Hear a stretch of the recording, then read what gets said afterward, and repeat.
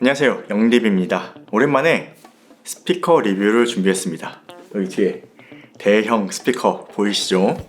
바로 헤드의 타입 20 MK2입니다.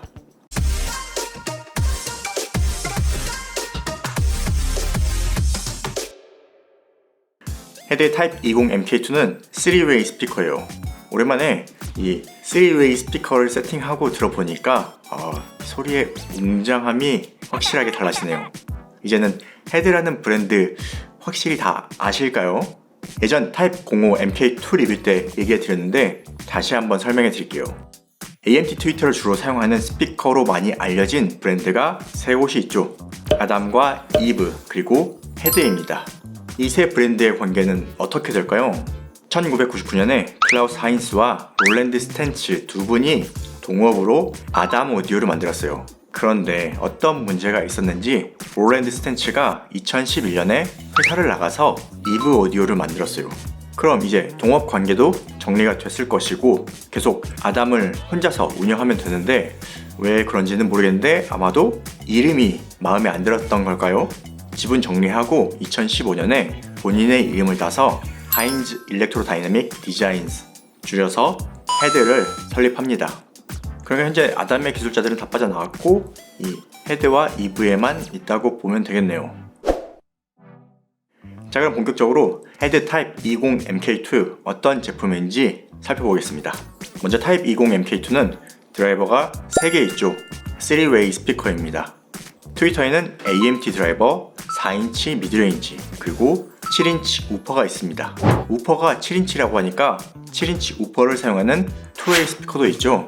타입 07 MK2가 있습니다. 이 2웨이와 3웨이는 어떤 차이가 있을까요? 그리고 우퍼 사이즈가 같은데 왜 저역 한계가 달라질까요?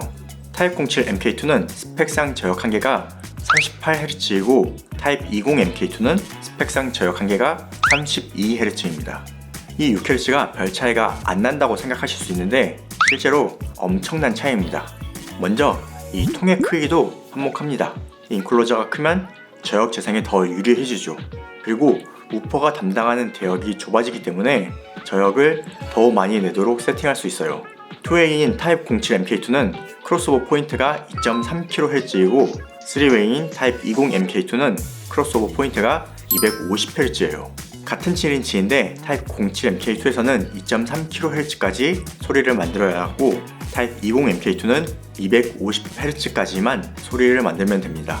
이렇게 보면 타입 07의 우퍼는 아주 극한 직업이죠. 2.3kHz까지 넓은 대역의 소리를 만들어야 하기 때문에 진폭을 크게 만들지 못해요. 그래서 저역 한계가 높아지는 거죠. 하지만 타입 20 MK2의 우퍼는 250Hz까지만 이 구간만 소리를 만들면 되기 때문에 진폭을 좀 더 크게 할 수 있고 그러면서 저역 한계가 더 늘어날 수가 있습니다. 그리고 미드레인지는 250Hz에서 3.2kHz까지 담당하고 3.2kHz 이상 고음은 AMT 트위터가 담당하는 거죠. AMT 트위터에 대한 설명은 여기 이 영상에서 확인해 주시면 고맙겠습니다. 타입 20 MK2 어떤 성능을 가진 스피커일지 확인해 볼게요. 오늘도 측정을 위해 무향실을 대여했습니다. 무향실에서 측정하는 이유는 스피커의 성능을 가장 객관적으로 볼 수 있기 때문이죠. 자, 먼저 가장 기본이죠. 주파수 응답 특성 데이터를 보겠습니다. 40Hz부터 20kHz까지 아주 플랫하죠. 24분의 1 옥타브로 측정하고 스무딩을 적용하지 않았습니다.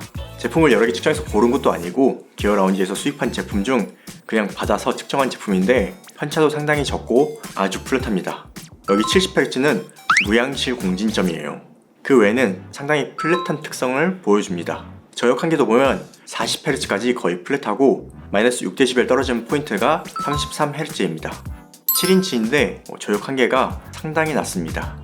AMT 트위터는 어떨까요? 40kHz까지 측정해봤습니다. 35kHz까지는 무난하게 사용할 수 있겠네요.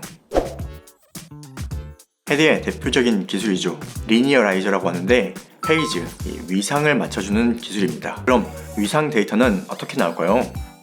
페이지 데이터는 이렇게 측정이 되었어요. 하지만 이렇게만 봐서는 어떤 게 더 좋은지 확 감이 안 오죠. 그래서 임펄스 레스폰스 그래프를 보겠습니다. 리니어라이저를 꺼도 약간의 딜레이가 있죠. 스피커와 마이크 간 거리가 1m 떨어져 있는데 이 거리에서 발생하는 기본 딜레이가 3ms예요. 소리 속도로 계산한 거죠. 그래서 기본 시스템 딜레이와 함께 약 5ms 정도가 나오네요. 그리고 리니어라이저를 켜면 약 15ms 정도의 지연이 발생합니다. 그럼 이번에는 여기 임펄스 데이터를 더 자세히 볼게요. 확대해서 한 화면에 담아봤습니다. 아래 X축 데이터는 범위 확인용으로 남겨놨습니다. 이 리니어라이저를 껐을 때는 먼저 한번 아래로 내려갔다가 다시 올라가죠. 이게 뭔가 살짝 틀어진 것을 볼 수 있어요. 그리고 뒤로 가면서 떨림이 살짝 부자연스러운 것을 볼 수 있습니다. 그런데 리니어라이저를 켜면 임펄스가 확실히 안정적인 것이 보이시죠? 이렇게 바뀝니다. 이 타이밍이 맞으니까 움직임도 더 크고 확실하게 바뀌었죠. 확실히 3웨이가 되니까 이 소리 정렬이 느껴질 정도로 깔끔하게 바뀌네요. 하지만 아주 미세한 지연이 만들어지기 때문에 필요에 따라서 아주 간편하게 스위치로 껐다 켰다 할 수 있습니다. 헤드의 두 번째 대표 기술이죠. 이 타입 20 MK2 스피커는 하나인데 취향에 따라 베이스 리플렉스형으로 사용할지 밀폐형으로 사용할지 선택할 수 있어요. 베이스 리플렉스는 같은 인클로저에서 더 넓은 저역을 만들기 위해서 현재 거의 대부분 스피커에서 선택하는 방식이에요. 다만 저역의 한계를 늘릴 수는 있지만 기울기가 아주 가파르게 됩니다. 이 측정 데이터를 보면 타입 20 MK2가 포트형일 때는 저역이 잘 나오는데 포트를 막아서 밀폐형으로 만들면 저역 레인지가 줄어든 것을 볼 수 있죠. 하지만 기울기는 조금 더 완만해집니다. 이거를 DSP가 탑재되어 있으니까 같은 레벨까지 나오도록 세팅해놨어요. 그래서 스위치만 클로즈드로 선택하면 이렇게 바뀝니다. 그러면서 저역 한계가 이렇게 더 늘어납니다. 그래서 저는 일단 이렇게 밀폐형으로 세팅해놓고 사용하고 있어요. 이 저역 기울기가 바뀌기 때문에 저역 한계가 더 늘어나죠. 그리고 원래 밀폐형의 문제가 하나 더 있어요.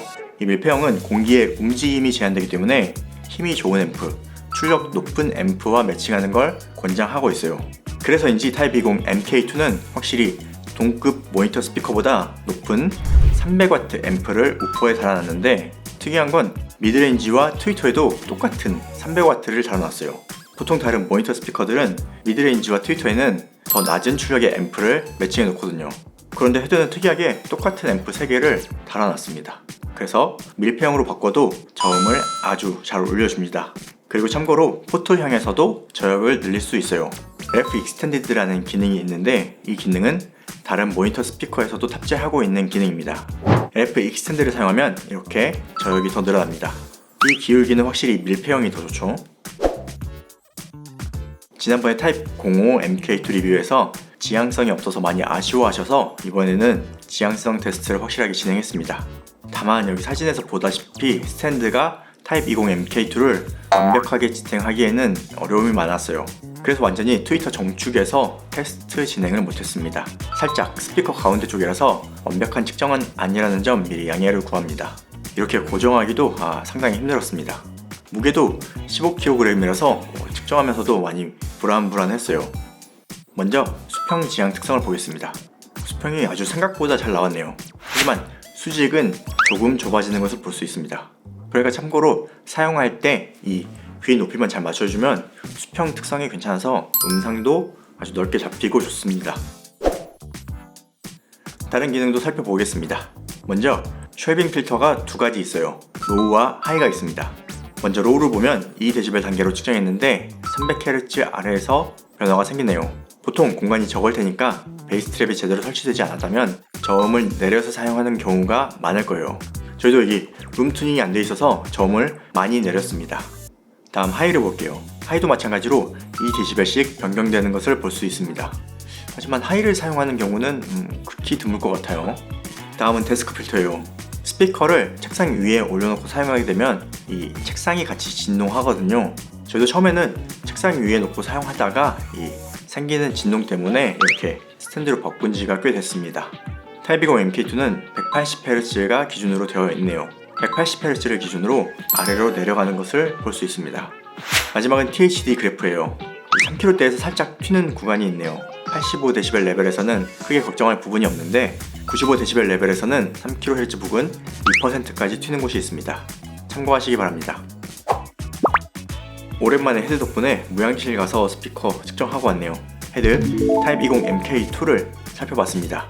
제가 볼 때 기본기가 상당히 탄탄한 스피커예요. 그리고 이 성능에 이 가격이면 가성비가 상당히 좋은 것 아닌가 생각이 됩니다. 일단 이 사운드의 대역폭이 상당히 넓고 좋아요. 그리고 플랫하게 잘 맞춰놨습니다. 리니어라이저 기능으로 페이지를 맞춰주는 기능이 있어요. 이게 처음엔 잘 모르는데 확실히 사용을 하다 보면은 나중에는 없이는 사용 못합니다. 소리가 지저분해져요. 그리고 포트용으로 사용할지 밀폐용으로 사용할지 취향에 따라서 선택할 수 있습니다. 이렇게 아주 간편하게 선택해서 사용할 수 있어요.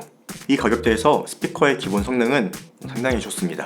하지만 개인적으로 가장 아쉬운 점은 이 룸 튜닝이 잘 된 스튜디오에서 사용하는 건 문제가 안 되겠지만 이 룸 튜닝이 안 된 곳에서 사용하기에는 어느 정도 세팅을 할 줄 아셔야 한다는 점이 있어요. 그래서 제 개인적인 바람으로 다음 MK3 버전에서는 GLM 같은 이 세팅용 마이크하고 세팅 프로그램을 같이 주면은 정말 좋겠다는 생각이 있습니다. 그럼 더 대중적으로 일반 유저도 편하게 사용할 수 있을 거라 생각이 됩니다. 오늘 영상도 유익하셨다면 구독과 좋아요로 응원 부탁드립니다. 그럼 전 다음 영상으로 찾아뵙겠습니다. 고맙습니다.